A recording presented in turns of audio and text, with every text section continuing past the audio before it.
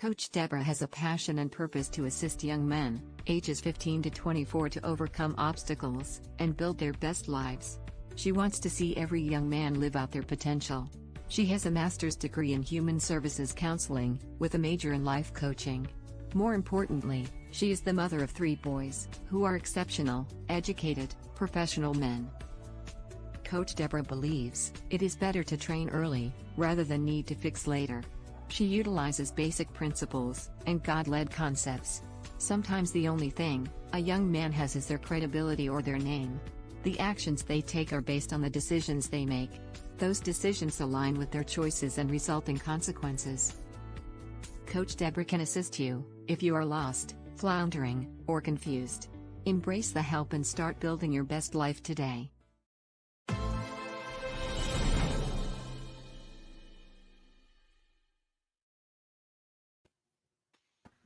Good morning. Good morning. How you guys doing this morning? Doing great. Great. Wonderful. Good. Welcome to another edition of Build Your Best Life Conversation with the Guys. And we got the 3 wise men. I call y'all the 3 wise men because y'all very experienced, and you guys got all kind of information and great stuff to put out there to everybody that's watching. And I'm just excited that we all 4 are here back together on the second Saturday, in December. And we got a good topic today, very good topic. And our topic is being effeminate is not gay. Being effeminate is not gay. And before I go on any further with that, I want to go ahead and have these guys, introduce themselves, for people that's probably tuning in for the first time. And then we'll go ahead and take it from there. And I'm going to start off with Deacon Dan Smith. How you doing this morning, sir? Well, great this morning. How are you all? Well, my name is Deacon Dan Smith. I'm a retired law enforcement. I'm the husband of the lovely, gorgeous Coach Deborah D. Smith. We have 7 grands and 4 kids. Loving every minute of it. I am a deacon at my church. Matter of fact, I'm the chairman of the deacon board. I just love God and the things he's doing in our lives. So that's it. All right. Okay. All right. How about you, Dr. Levette?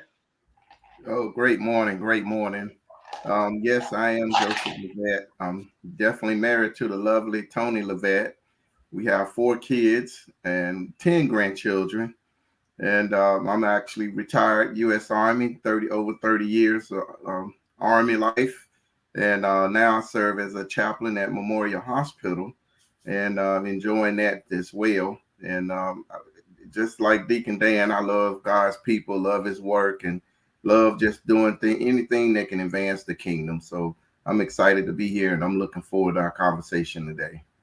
Okay, thanks for that. And my man, Mr. Coach Ricardo Miller, what's going on with you, sir? Man, I'm the shy one.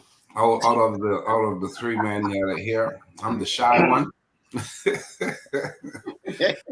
I'm so shy that all my gray popped out early through nerves. No, but God bless you guys. I am delighted to be back. I think I missed a month or 2, and so it's good to be back with the guys. I'm here in Dallas, Texas. Go for those Cowboys. We're going all the way this year. Yeah. And but I'm a pastor. I'm an operational pastor at my church. I've been at the same church now for the past 16, going on 17 years. I've been a children's ministry influencer for a long time. And I'm a life management coach, and that's really where I get most of my joy from, and that is seeing people do life well. And so to be a part of these conversations is amazing. And then I serve on the board of Build Your Best Life. And so I'm grateful to be here this morning. That's great. That's great. And myself, I'm Coach Dr. Kevin Wilbon. I'm an athletic coach. I'm an author. I'm a military veteran, 24 years, educator, and also a mentor. And I'm just glad to be here with these guys because these are very, very important conversations that we have, very, very important topics, to help these young men become successful and be great and be all that they can be, so that's where I'm at with that. So, without further ado, I'm gonna go ahead and we're gonna dive right on in. And you know, first thing that I want to say, you know, in regard to this topic, that being, you know, effeminate behaviors are behaviors that men exhibit that are more stereotypical of females in nature. Okay, this could include more overt displays of emotion and a deeper focus on one's personal appearance, and that's just to name a few. And to display or exhibit effeminate behaviors does not make an individual less masculine. Okay, to display or exhibit effeminate behaviors does not make an individual less masculine. Okay, so many frown upon young men with effeminate behavior. Do you believe this is because they don't understand the traits? And I'm gonna start off with you, Coach Ricardo Miller. Understanding the trait is really where the problem lies, you know, a lack of understanding. And the Bible says, in all you're getting, get an understanding. You know, one of the things that I think people should do more of, Coach Wilburn, is when they say, you know, I'm frustrated, I'm fed up, I'm sick and tired, this is ridiculous. Be it a father, be it a mother, be it a leader, I don't like this. Then why don't you like this? Why are you so adamant to have this position? And a lot of times we have homes where what we perceive to be right isn't quite right. And so I grew up in an environment where masculinity was that of having no emotions. You know, masculinity was having a dogmatic demeanor. You just look like a pit bull that's wanting to just come out of the gate. And that's not necessarily what we should be treating our boys and our sons. And so I think it's a lack of understanding and a failing to do the work and in realizing there is some management that has to go into the parental or the advisor or coach or teacher or the influencer over boys and young men coming up. And you just got to help them to realize there are some emotional side that they got to connect with. At the same time, there are some standards that they have to adhere to that will help them navigate this whole effeminate versus masculine dynamics that we're dealing with in our society today. Okay, that's good stuff. Good stuff. Okay, Deacon Smith, you know, what's your views on that? Because people frown, you know, about people and their behaviors, and do you feel that they don't understand what's going on? I mean, yeah. How do you feel about it? Well, I feel that they don't know about it. They don't understand the traits, because if you know, I found that when young men are growing up, especially with nothing but sisters, you know, they're gonna pick up some of these siblings' habits. You know, the sisters' habits. It's not that they are feminine, but it's just the habit. Some of the habits they picked up by being around ladies all the time. Even you don't have to have sisters. You could just have the mother, grandmother, or something like that. These traits are, you know, people have to understand those different traits. But one thing I found out, I was working a case one time, and then one of the suspects, the lady said, "Oh, you talking about the pretty boy?" So when she said, I said, "That's the first time I heard it." And I said, "Pretty boy." Okay, what you mean, pretty boy? Because I need to get what pretty boy look like, you know. And then she said, "Well, you know, he's sometimes act like has female traits in him, but he's not gay. He just a pretty boy. The way he dress and the way he do his, you know, fingernails and facial, keep stuff on him like that." So yeah, but when, you know, they don't understand the traits. So I don't want, you know, they need not to labor that person. And then when I was doing a little research in Effeminate, I found that it was in the Bible, like in 1 Corinthians 6 in the King James Version. It has the word in there. You know? So yeah, that don't you know, they don't really understand the traits. Yeah. Oh, okay. All right, Dr. Levesque, you go ahead and chime in on that. How you feel about that? What you think? You know, I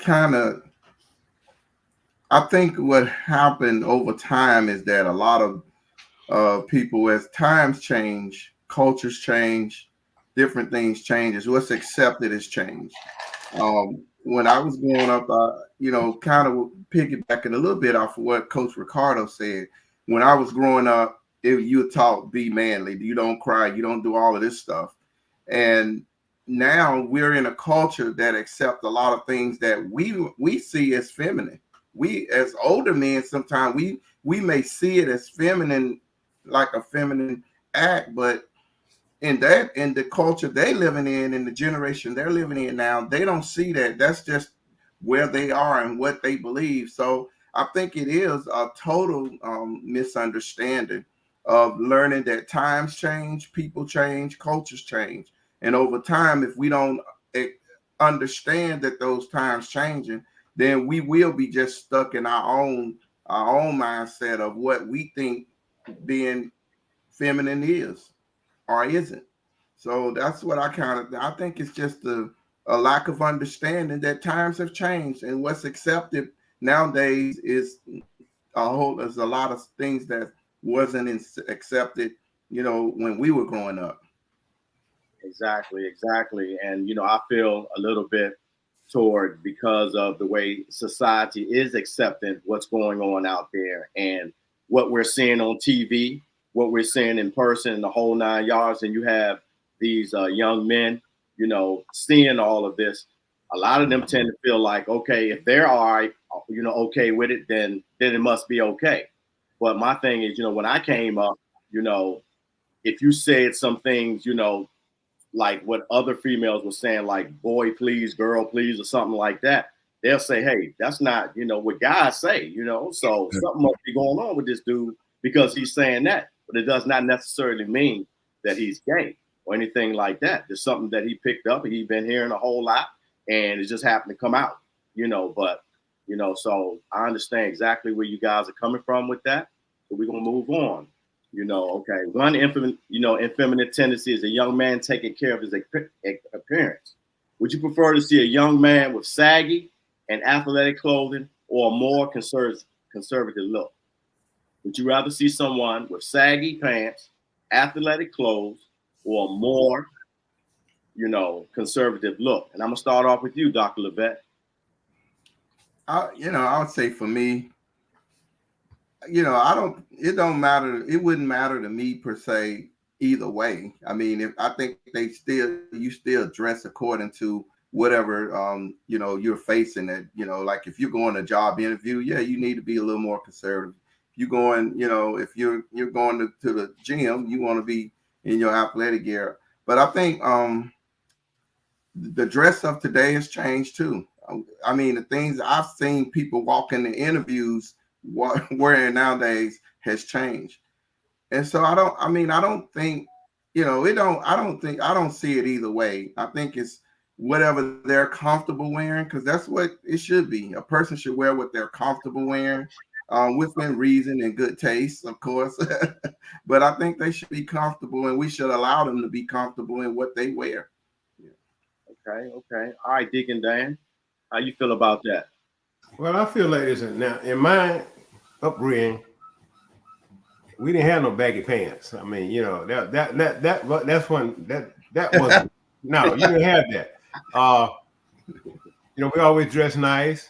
I'm gonna put myself out there. When I went to school, I had my dress shoes, dress pants, golf shirt, a open button shirt, no baggy pants.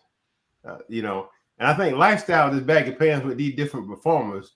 That's where they're picking up a lot of this dress, But what I'm saying is, yeah, those are out. And I have a tendency, and my kids tell me, Dad, you don't need to do that. Well, fella, we standing in line at Popeyes. Young fella come in with the pants hanging down. I whisper in, hey, man, this is a restaurant. I think you need to pull up them pants. I don't mind telling them that because it don't look appropriate. But that's the way, their appearance. And I always was taught your appearance goes a long way when I was coming up. So I have to be a little bit more lenient, but also I have a little conservative in there because the way they dress in these days is I'm be honest with you. I mean, they're wearing everything below their butt and all that is wow. seeing the underwear. I'm just, I'm not a big fan of that. Okay. I'm old school. I got you. I got you on that. All right, Coach Miller. I know you got a lot to say about this one. Go ahead. Man, I mean, I understand all sides of it. I really do, and I'm not fond of the sagging at all. But I understand trends. I remember when, I don't know if y'all remember when Crisscross came out and they started wearing their clothes the opposite way. I'm thinking, but I remember those days. And there's been so many different trends over the year that I think certain things just come and go. I think what a lot of our young people are doing is they move towards what irritates their parents, an authority. And they make that, back in the day, one of the things we would do was your nickname came from the whatever irritated you is what stuck on you. So if you didn't like your head size, people were like, what's up, big head? But don't call me big head. So after that, they start calling you heads. What's up, heads? So are you gonna beat up everybody? And so after a while, what's your name? Heads. Okay. Where did they give you that from? Clearly, right? or you're the only one from the islands. They say, what's up, island boy? Man, don't be calling me no island boy. I'm a full grown man. But and that irritation. Well, I think from an adult standpoint, and having been a wayward kid, I'm telling you, I believe what they call pushing the envelope is bred around the idea. Okay, they don't like this. Let's go that way. And I think that's what's happening. So for me, I don't give as much attention to it other than try to influence, like Deacon Dan, like Dr. Levette, where, hey, you're at the gym, wear something athletic. You know what I mean? Hey, you're about to go to an interview. If you really want that job, you may want to adjust how you're about to go out these doors, Well, they shouldn't judge me by my looks. Well, they do. We do judge a book by its cover. Yeah, that's exactly true. And I think, was it you, Dr. Levette, that said, sometimes it's, it comes from the parent or the way what they see their parents do. And if that is the case, that is kind of true on my end, because I have 3 boys and they love to wear athletic wear all the time, because I love sweatsuits.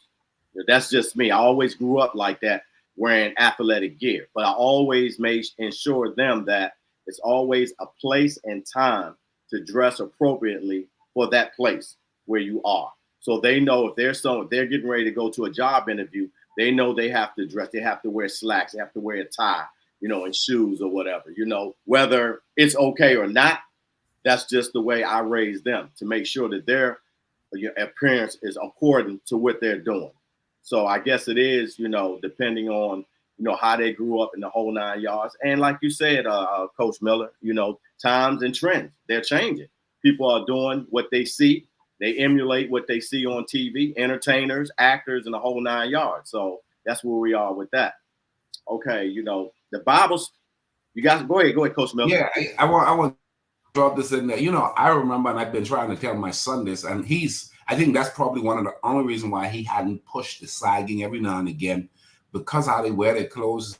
I'm like, hey, right? But I can remember saying to him, hey man, I'm sending you to school not to follow the crowd. You're a leader.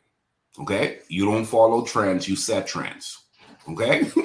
you're not there to follow the crowd. I say that because even today, I love a suit, man. I wear a 3-piece. I wear shoots if they had a 5-piece. I will wear the whole shebang. And I've gotten to a place where I'm saying to my son, find out who you are that best represent who you are. And don't worry about the trends, because the trends are gonna go. But learn to be that classy, professional, progressive man that has a stable, respectable position. So okay, that's great. Yeah, and I love suits too. Don't get me wrong. Although I like athletic wear, when I put a suit on, man, I hang a suit now. I love suits. Make you sharp. You know what I'm saying? So, okay. The Bible states we should judge people by their inward appearance rather than their outward appearance. Why do people's negative minds shift to someone being gay? Because they may have some feminine characteristics. All right, I'm gonna start off with you on that, Deacon Smith. Okay, it says the Bible states we should judge people by their inward appearance rather than their outward appearance. Why do people's negative minds shift to someone being gay? Because they have some feminine or may have some feminine characteristics.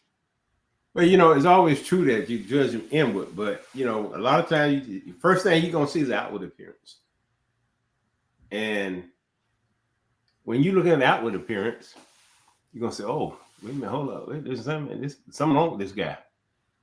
But you don't know once you introduce yourself or you talk to the guy or the person, then you find out, okay, this guy got a great heart. So his inward appearance is great. But I see a lot of people when you look at their outward appearance. I'm gonna give an example. I was working at had to work at the stadium football game.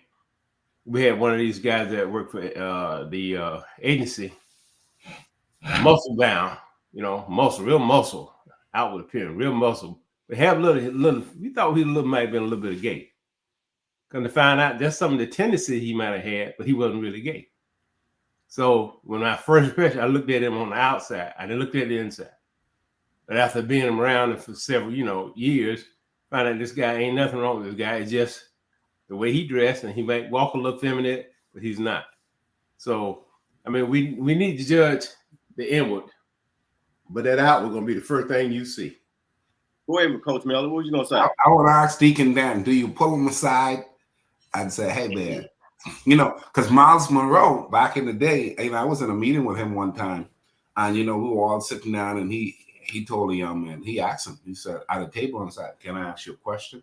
He said, he's like, no, sir, I'm not gay. And he wasn't being aggressive, like trying to be a bully or anything. He said, "Well, you may want to look into how you carrying yourself, because you're putting off a lot of energy that doesn't, if that's what you say you're not, then you have these characteristics that are looking a lot feminine." And I thought that was like, back then when he said that, it was shocking, because he didn't say it publicly, but you had to just be close enough to hear the conversation.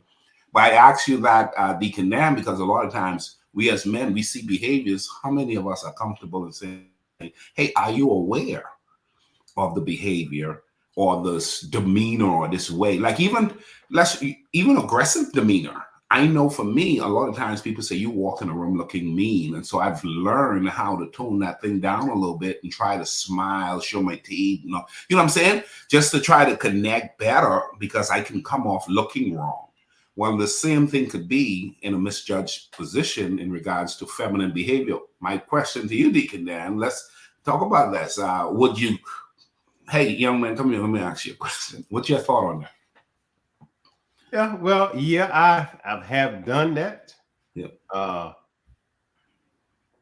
And you have to be very discreet when you do it. Yeah. Just we'll say, "Hey, man, don't get me wrong. I say you walking. That's a natural walk, or what?" "Oh, Deacon Dan, you think I'm gay?" And then I said, "Wait a minute, hold up, we're not talking loud. Let's bring it back down to me and you. I'm just, just looking at some of your appearance and how you doing." "Well, you ain't got to worry about me. I'm good. It's just, this is just me." So, yeah, I agree with Coach Carter. That guy had pulled to the side, and sometimes you just get the curiosity in yourself, in your mind, of what this guy really is. Yeah. And then if he's gay, do I accept that he's gay? Because I might look at it where the Lord made man and woman, and He made no in between. So that's why I look at it. But yeah. Okay. All right, Dr. Levette, what's your thoughts on this? I was always taught, kind of growing up, that your outward appearance represents your inward appearance from an initial standpoint. So that first appearance, that you hear that saying, first impression can be a lasting impression. And I think because of that, you know, we'll look at someone and we'll see those characteristics of them feminine characteristics in a guy. And now we, like I said earlier, we don't understand that times have changed. I mean, I'll give you a good example. You know, one time seeing someone, though, you know, they had dreads and they wrapped them up and put them in a bun on the top of their head. Now, all of the time, I've known this kid, and I'm thinking, you know, I don't see him as being gay, but I saw their hair, and I was like, because I see women doing that, and I see other guys who portray themselves who actually out the closet and say they're gay doing it. So I got a little like, so it was one of those situations where I said, hey, I pulled them to the side and said, hey, you know, what's going on with the hairstyle you got going on there? And he said, well, it's the style. He said, it don't matter. I said, well, you know, I'm just saying because you could be, you know, some people may think you're gay because the way that looks, because that's a look that more, you know, designed for a woman and more, and a lot of, you know, gay guys wear that. It's part of being in touch with their feminine side. So I told him that, and he said, well, no, it's the style. He said, it's the style. It's, you know, guys and girls wear it. And after time, I started seeing that a lot of guys do that. They wear that little bond, they wrap it up on their head and do that. Now you got guys braiding their hair to the back and putting a little bond, you know, a little thing back there. So you see all of these things. All of that is equated to the changing of time. Times have changed, cultures have changed, and all of, like I said earlier too, things that's being accepted now, you know, they accept it in their culture. Whether we have a problem with it or not, they accept it. So either we have to get an understanding to know that that's not what they are just because that's how they look. Because now all of the flashy dressing, you know, the coats they wear to the prom now, we wouldn't have wore coats like that back in the day. But now, in some ways, I find myself wearing a nice coat, like, you know, like that. Not as, now I ain't wearing one all pink with roses and that. I'm not doing that. But I'm just saying I wear a nice coat because I like it's a nice coat, you know. Right. And so that's probably my take on it, is that, you know, it's all a part of times being changed, what's acceptable. But I do believe sometimes we have to pull the kids aside and make, when we do see feministic. Now, just because they do something that's looked upon as feministic don't mean that it's feministic. But if they're doing something that looks feministic, then we need to pull them to the side and have a conversation. Okay. Most definitely. Most definitely. All right, Coach Miller, give us your perspective on that. Yeah, I'm definitely fond on having a conversation with a young man or young men. My son invited me to his college to speak to a group of young men earlier this year, and it was about toxic masculinity. That was the topic, and it was a communication class. I mean, these were all young men who were, and you talking about these were thought, you know, these guys were skilled in expressing themselves. And I thought it was really interesting. And a lot of times, like we said, we live in a very liberal world today. Everything's changing. We've heard that before. And cultures. There are some cultural behaviors where I grew up in the Bahamas where, you know, men didn't have long hair. Men didn't have long hair. Now and then dreads. When dreads came out, when the dreads came out from a popular trend standpoint, it was first looked at as a very non-attractive look. It wasn't professional. It wasn't admired. It wasn't considered. Now you see the hairstyle. They wanted poke out. They wanted leaning. They wanted different color. And I think, going back, I said this a little bit earlier, I think it's because a lot of people don't realize the human spirit was not somewhat given to be bound in a box. And a lot of what you see is young people pushing the envelope and trying to say, I want free expression. But I think we have not taught them how free expression really works to be free, but at the same time, not overextend yourself to a place that's not appropriate. So I'm big on the conversation. I think I think we have to be careful of being judgmental. I think there are a lot of people who have lost the air of someone they could have helped because of the strength and the over-demanding approach of their opinion being presented versus can we talk? And I'm gonna say this is my last point on this. One of the things I teach is young people don't hear your truth if you haven't connected to their heart. Wow. They don't hear your truth, even though what you are saying it may be right. This is the term from the street. You don't know me like that. I'm feeling you. Feeling you is a heart connection. So why should I listen to you?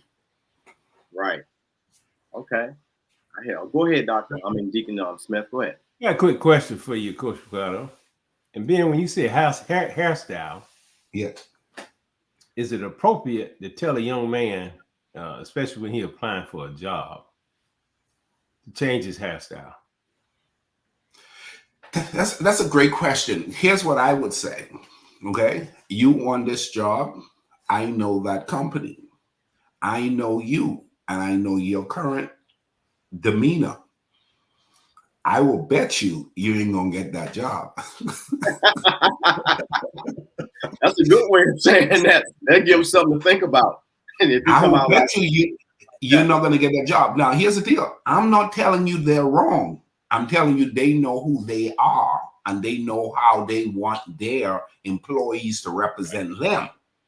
So your hairstyle does not represent that company at present. Maybe 10 years from now, that company may have evolved and eventually start to accept these particular trends. However, if you go in there today looking the way you're looking with your hair the way it is, chances are you're not going to get the job. Especially if I'm telling you, I know what I'm talking about in regards to the company. Now, a lot of companies are removing a lot of those preconceived stigmas in the form of biases. Those are being changed a lot and they're changing faster. But Deacon Dan, that's what I would tell them. And I would bet them. And I would say, hey, man, I'm really hoping you get the job. But you know what? I got a slow $25 right here saying that you ain't going to get that job. That's cold-blooded. But why I ask was, I remember when I first went in law enforcement, had my interview. One of the guys, he said, man, I had a mustache and I had a goatee. Yeah. He said, you're gonna have to cut that goatee off and the mustache. So I cut the goatee off. Yeah. And I just trimmed my mustache. I got the job. But what I'm saying is just by telling them briefly. Yeah. Hey, you need to go ahead and do this. If they want to be successful, they ought to listen to somebody that's been in that area before. We're not trying to tell them nothing wrong. Right. Yeah. And that's the thing with, a lot of young men, a lot of them think they know more than we do because times have changed, but companies may not have. So if you're trying to get a job, just because, there's these different trends out there, that does not mean these companies are going to fall in line with what you're trying to do. So, yeah, that's definitely, something that we need to do as men, pull them to the side and talk to them and let them know, what we know, because we've been there, done that, and we know exactly what's going on. Okay, guys, what is your perspective of a man who has no issue with displaying their emotional side? What is your perspective of a man who has no issue with displaying their emotional side? And I'm gonna start off with you, Dr. Levette. Very simple. I think it's admirable for a man to show his emotions. Jesus was a prime example at the grave of Lazarus. He showed his emotions, and he let us know as men that we could show our emotions. I believe when we show emotions, we let people know that it's okay to express yourself because what happens if we teach our kids by hiding our emotions all the time, and I've learned this growing up, because growing up, my parents, my father particularly didn't show a lot of emotions. So I learned though growing up that I had to have it show my emotions for my kids, because they got to know that it's okay to express themselves and not let that get all bottled up in them and then they explode. And that's why it's very important to let young men know. You're like, yeah, it's okay. I used to tell young men, working with young men, tell them, hey, it's okay to be mad. It's okay to be mad. It's okay to be angry. If that's what you're feeling, I want you to be in touch with what you're really feeling. But let's figure out how now we manage that, because that, we a lot of times if you just like, shut that crying up, don't you're a man, you're a boy, you're a big boy. We used to teach our kids, tell our kids, oh, you a big boy, you a big boy, you don't cry, like they little sister just cried and they both fell to the floor. But we tell him, you're a big boy, get up, you big boy. But that's why we gotta, we can't judge them based off their emotions. Let them be free to express their emotions, because a lot of times we can't help them if we don't know what the emotion is. And if we give them the impression that we want them to be a tough guy, they're not going to express their emotion to us, and they're not going to tell us what's going on with them so that we can be of help to them. Okay, most definitely. Okay. All right, Coach Miller, how you feel about that? Guys showing their emotions. Yeah, I early on, man, I was trying to tap into my emotions as a kid, but at the end of the day, boy, listen, the area where I grew up, you couldn't be tapping into no emotion and not be called, names. And it really didn't help me, and it didn't help a lot of the guys in the neighborhood, because we have emotions, and I think it's healthy. And I tell my son it's healthy, and I think it's necessary.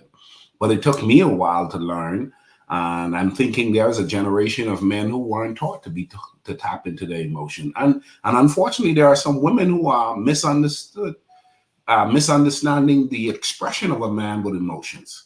And so we got a lot of boys who are still being taught by women, because absentee fathers, where they're telling the boys, you are, trying to man him up, but still missing the point of he needs to still know and how to tap into this balancing act of being sensitive to his emotions. So a lot of guys haven't been taught to be free to cry.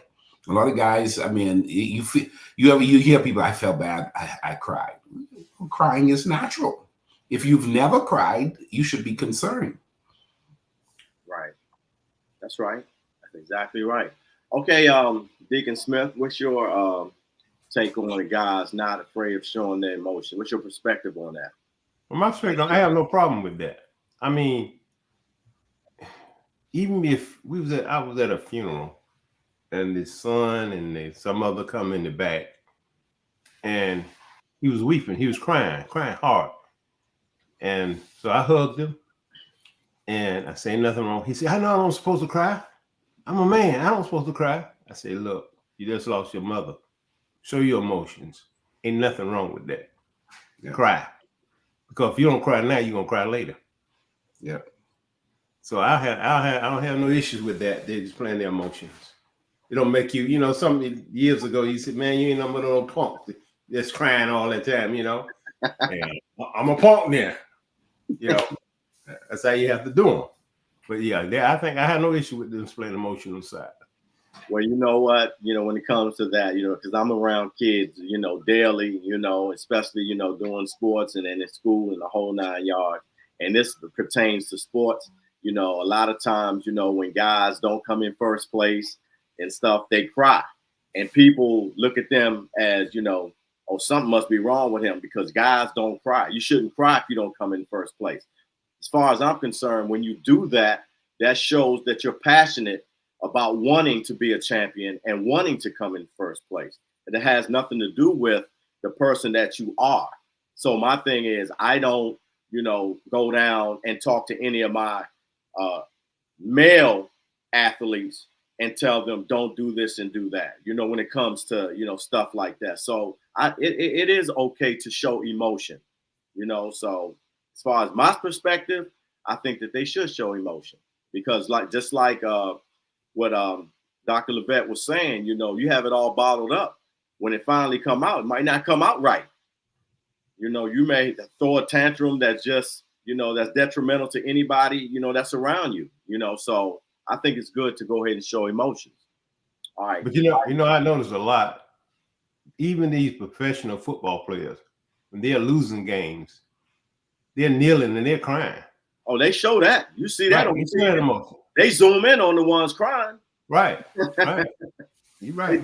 They zoom in on them. Okay, guys, you believe that some men are reluctant to get manicures, pedicures, and massages because they think that these grooming and relaxation procedures may be misconstrued as effeminate. All right, guys. You want to go? All right, take that, Coach Miller. Go ahead and go with that one. I want to go in, man. I'm going in because you know what? I can remember the first time I was like, man, straight up, I ain't going to get no nails done and no my feet done for what? That ain't manly. As a matter of fact, my grandfather taught you got to have some corns in your hand if you're a real man. my grandfather would shake your hand and say, son, what's going on here? Why your hand so soft? What you mean why my hand so soft? And so that was the frame of thought from that generation. And when I got married, my wife, occasionally she was like, hey, I'm going to go get my nails done. You want to go? And I'm like, I'll just sit in the car or I'll come in and sit on the side. And then she's like, come get it. I was like, you know what? Let me go and embrace that. But then I tell them, don't be trying to put no clay on my finger now. I don't need no clay. They try to crack a joke. And I had to learn to embrace that, though. I had to learn to be okay. But just lately, just in the last year, I was comfortable with my wife setting an appointment and me being willing to possibly go by myself. Now, because I'll be like, I would go with her and they'll, husband and wife come into the parlor and they're going to take care of us. That's a different kind of deal. But of lately, I had to learn to be like, hey, I'm a man. I'm taking care of myself. And mani-pedi, whatever they call it, get my nails done.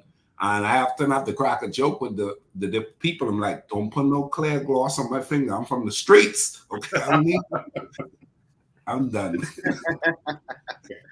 Okay, Deacon Smith, how you feel about that? The manicure, the pedicure, the massages, and the grooming, and all of that. Now, when I was growing up, you see I'm 20, 21. No, I ain't getting no manicure, pedicure. But I found out, like Deborah, she said, hey, you going with me to get one. I went with her one time, and you got my feet scrubbed, and, and they did my toes and cut my nails. So I like that. And the only hold up I have now is, I said, wait a minute, how much that cost? I don't know, baby. You go ahead and get yours. They're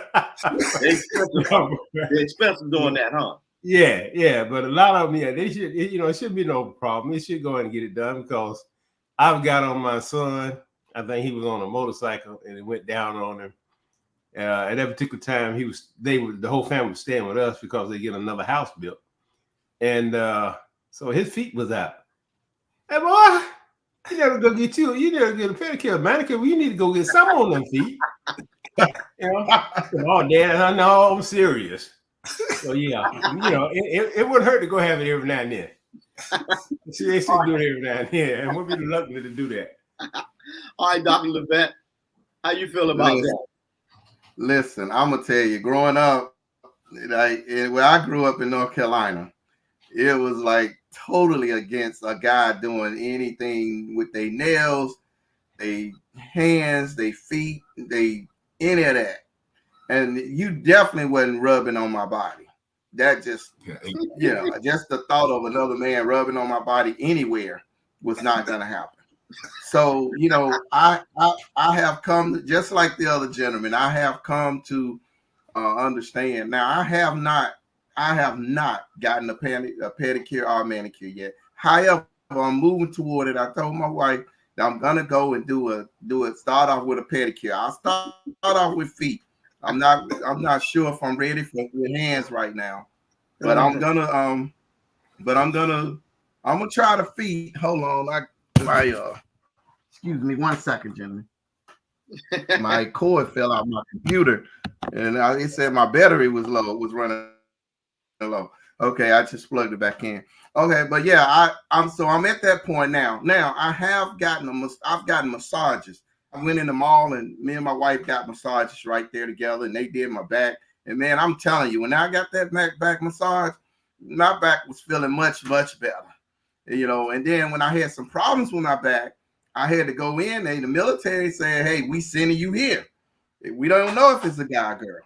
You get there and it's a guy. Like I had a guy that did they got this new thing they call it like they do like a compression more. They just press down and then they grind a little bit.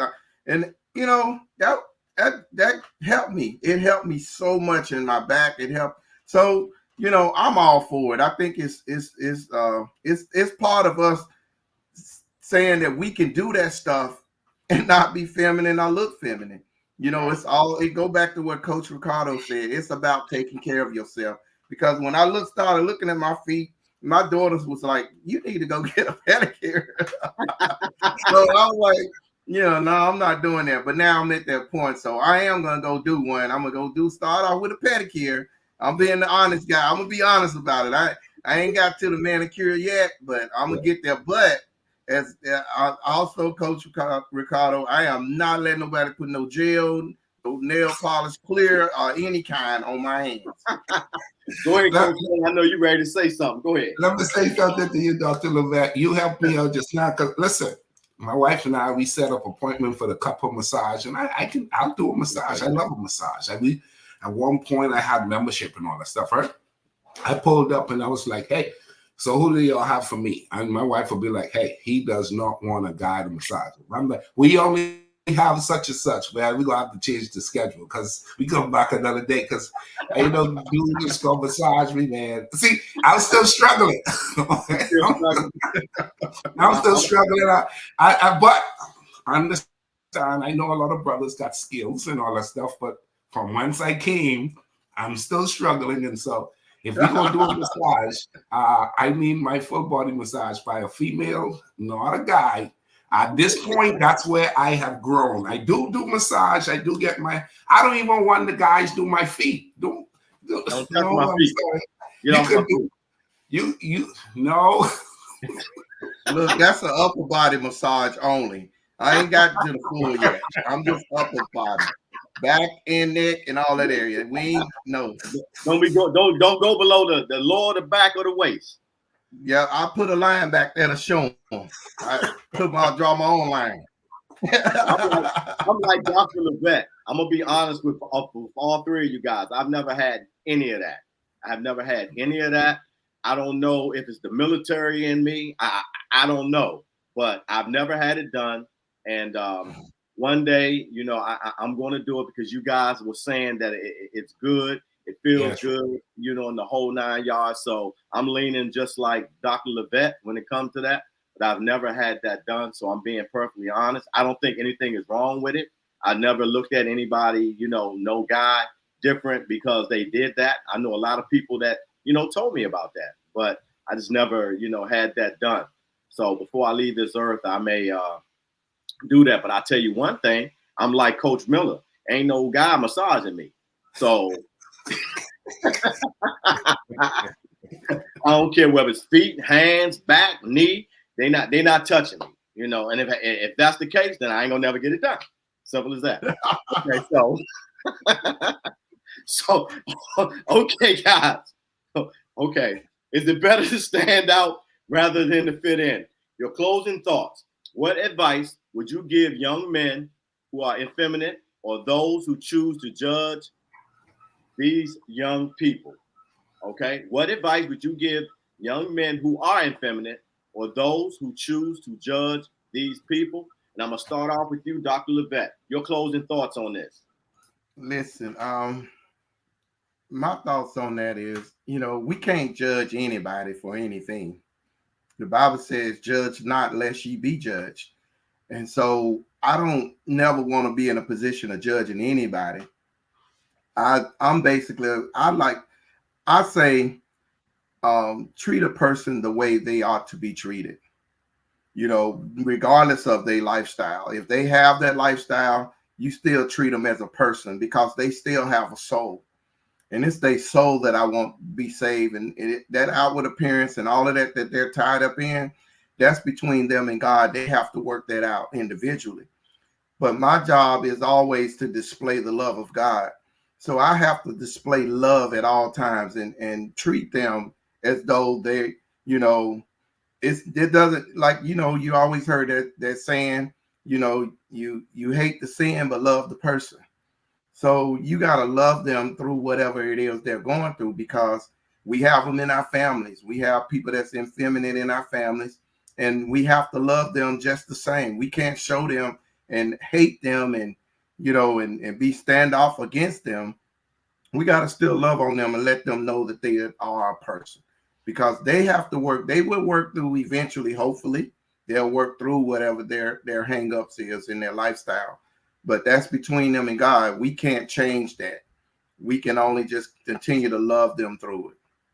All right, that's a good stuff, Doc. Good stuff. Okay, Deacon Smith, your final thoughts on this. What advice would you give young men who are effeminate or those who choose to judge those people? Well, it is, like the Bible says, we cannot judge. It's not good to judge. I wouldn't judge them because, and I looked at Dr. Levette there, he done went in that preaching mode, and I'm sure, of course, Ricardo finna go in his, but but the way I look at it, don't be a standout, keep a positive attitude, but you got to realize that, okay, get the understanding of what the Bible tells you, get the understanding of what God wants you to do. So if God, I want you to be a brother, and what God has you to do, He's gonna have you to do, whether you stand out or you try to fit in. But I often find don't try to fit in, because if you're natural, if you act yourself, you can fit in anywhere. But I know it, like at church we have guys that have effeminate traits that are, but I can laugh and joke with them, and they just love me. I love them, and as God people, so I'm able to do that. So just be able to connect with one another, and continue to love the Lord and talk about Jesus, and we can forget about this, how your traits or whatever that you have. All right, thank you for that, Deacon Smith. All right, Coach Miller, your final thoughts on that, the advice that you would give young men who are effeminate and those who judge those people.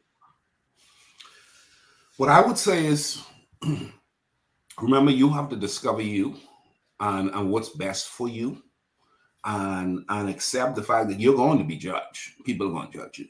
Now, the question is, are what you're doing hurting you, and are you mad about it?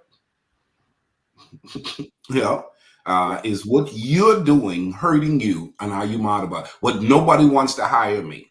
Well, in the society we live in today, your hairstyle shuts the door for you. Well, they shouldn't judge me by my hairstyle. Well, you've chosen to embrace the hairstyle. They've chosen to reject you. Girls don't want to talk to me because I'm effeminate. I have all these feminine, and I'm into girls, but they think I'm a little bit too feminine. Well, it's hurting you. Do you feel as though it's hurting you? Then whatever is hurting you, you may want to study and figure out, how can I change the behavior so it doesn't hurt me? But if life's working for you and you're like, hey man, I get my nails done, I dress clean, this is my look, and it's working for me. I got a promotion at the job. I met this attractive girl. It's amazing. My family love how I carry myself. It's working for you. Embrace you. But my advice is to the kid, to the young person, to the guy who says, I'm tired of people not giving me a chance because of how I look and how I carry myself. I'm saying you may want to make some adjustment because your behavior, the way you are showing up, is hurting you. And you don't have to be hurt. You don't have to go through that difficulty if you make some adjustment. But if you choose to stand off with, I'm not changing my hairstyle, or people can think whatever they want to think, but you're mad because you're being dealt what you call wrong, you're wrong too, because it's a win-win dynamics in society. I want an employee who looks like somebody I want working for me. You want a job that will pay you for the value you bring. And so both of us got to get what we want. Right. Okay. That's some good stuff. You know what? And I'm like this, when it comes to that, don't be the problem, be the solution, talk to these young men. If you feel like that's something that, that's not good, or it's demeaning, or, they're just doing things that just stand out to a point where, it's just showing, pull them to the side, like Deacon Smith said, talk to them, let them know, because I'm sure in the end they will appreciate that. But most of us need to do that instead of judge people, talk to them, and then maybe if you talk to them, maybe things will change for them for the better, so that's where I'm coming from, as far as my perspective on it. But before I close, I want to thank these gentlemen, for every second, Saturday of the month, they bring, a whole lot of expertise, and experience, to this podcast. And I just hope that who's ever watching this, you're getting a whole lot out of this, because it's very valuable information. And before I go, I want to say, make sure you get this book right here, Build Your Best Life. Get that book. It's on Amazon. Okay, Coach Deborah D. Smith. Right. Great book. Has a lot of information on it. Each chapter is filled with detrimental and great stuff that can help a young man, on his way to success. All right, guys. Once again, thank y'all so much for what you bring to this podcast. I had a great time, and I'm looking forward to seeing you guys again, in the new year. And guess what? I don't think we do this again this month. So that means that I guess I'll be seeing you guys in 2024, right? Right. Wow. So go ahead. So I won't see you until next year. That's right. To next year. So you guys make sure y'all have a beautiful, blessed Christmas. Have a beautiful, blessed New Year's coming in. I look forward to seeing you guys again. And let's do this thing again for another full year. So, for Deacon Smith, Dr. Levette, and my man, Coach Miller, happy holidays. Have a blessed New Year. And we are out.